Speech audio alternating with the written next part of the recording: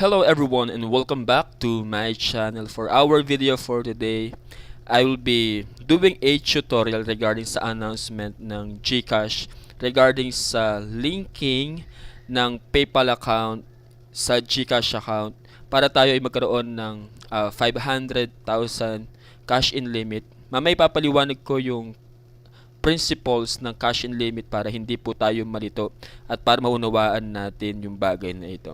So to proceed in linking our GCash account to PayPal account, what are we going to do first is punta tayo dito sa profile, dito sa bottom left corner or right corner ng ating screen.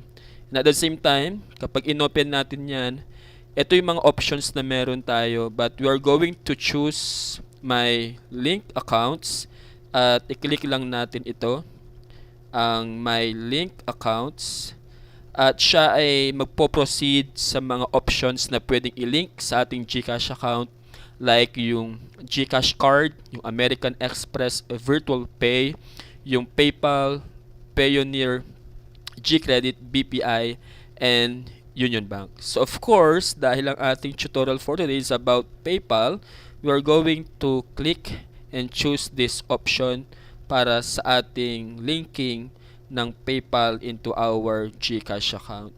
So pipiliin lang natin sa bahaging ito yung link account and click lang natin at magpo-proceed siya sa ating browser. At dito sa ating browser is input lang natin yung ating email address at saka yung password ng ating PayPal account. Okay, kapag nalink na natin yung ating email address at saka yung ating password, gagawin lang natin is i-click lang natin yung login.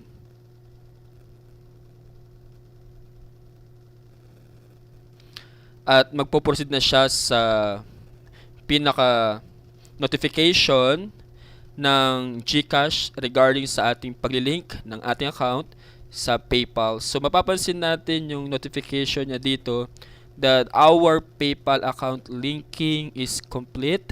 So mapapansin po ninyo yung email address na ginamit ko sa paglilink ko is different doon sa aking GCash account actually.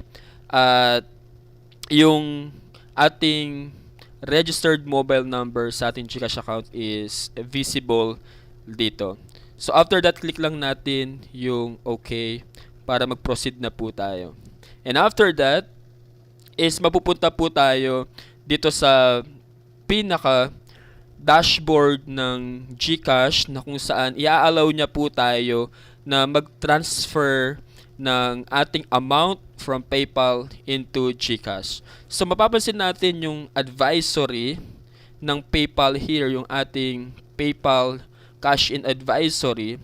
Ang sabi ng GCash is magkakaroon tayo ng at least 500k wallet limit when we cash in our new and improved experience. So ito po yung kadalasang nalilito yung maraming user ng PayPal at saka ng GCash. Iniisip nila na yung cash in limit na 500k is sakop nito yung overall cash in limit ng GCash. So ito po yung principle na umiiral dito. Yung 500k na cash in limit ng PayPal at ng GCash kapag nagta-transfer tayo dito is only limited in cashing in from PayPal papunta sa GCash. So ibig sabihin hindi po niya sakop yung ibang mga partner ni GCash. And at the same time, ang new update po, because earlier than year 2024, ang pagka-cash in from PayPal into GCash po ay libre. Ibig sabihin walang bayad. But yung updated transaction policy niya is meron siyang 1% convenience fee will be applied for cash-in transactions starting March 4, 2024. So nangangahulugan, effective lang ito, March 4, 2024 at yung last day na ito ay libre is on March 4, 2024. So before March 4, 2024, libre lahat ang transaction ng pag-transfer ng money natin from PayPal papunta sa GCash. At dito po is ilalagay natin later yung amount kung magkano yung ating ita-transfer from PayPal patungo sa GCash.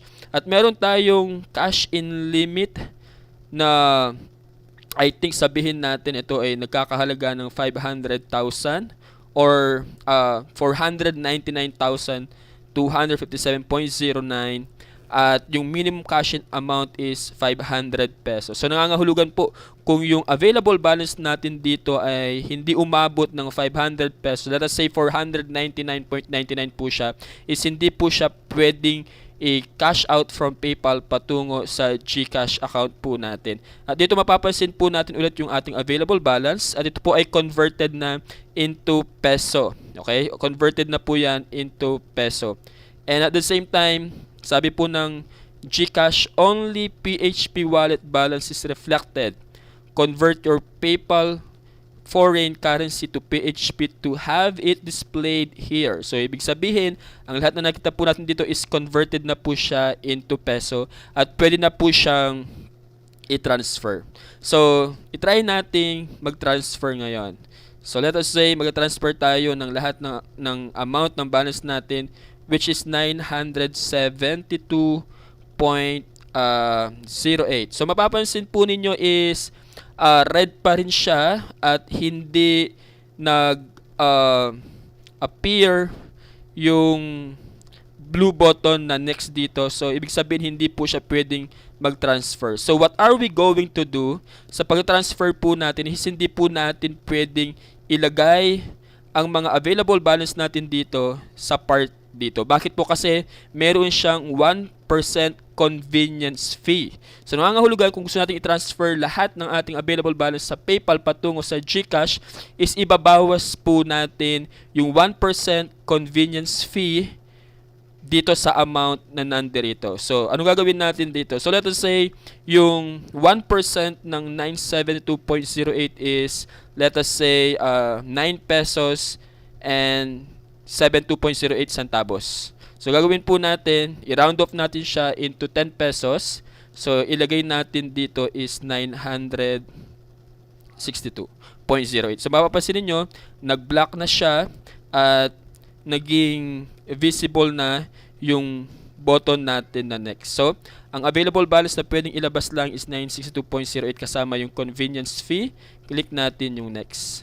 So, sabi dito, cash in via PayPal using PayPal account, etc. etc. So, total natin is 971.70. So, yun yung overall amount na mababawasan. So, meron pa tayong point something. So, click lang natin yung proceed after that. Okay, so your cash in is being processed. At ang sabi ng PayPal or GCash is we have to wait for at least 24 hours para ma-complete ang ating transaction, and we will be able to receive a notification in our GCash inbox as soon as our transaction has been completed. So, i-close lang natin ito, click lang natin yung OK, and wait lang natin. So, mapapansin natin dito sa ating available balance is umabot na siya ng 1,704.99. Nangangahulugan na pumasok na po yung ating kinash in from PayPal patungo sa ating GCash account. So, your PayPal cash in status is you have received an amount of 962.08 of GCash from PayPal at meron siyang transaction fee na 9.62. At ang available balance natin is 1,704.99. So, nangangahulugan na successful ang ating transaction, ang paglilink at pag-transfer natin ng amount sa ating GCash account from PayPal. So, I hope this video is helpful to you. Huwag niyo kalimutang i-click ang notification bell at ang subscribe button para updated kayo sa mga susunod na mga video uploads ko. And comment your thank you message kung ito ay nakatulong sa inyo. Once again, see you on my next video.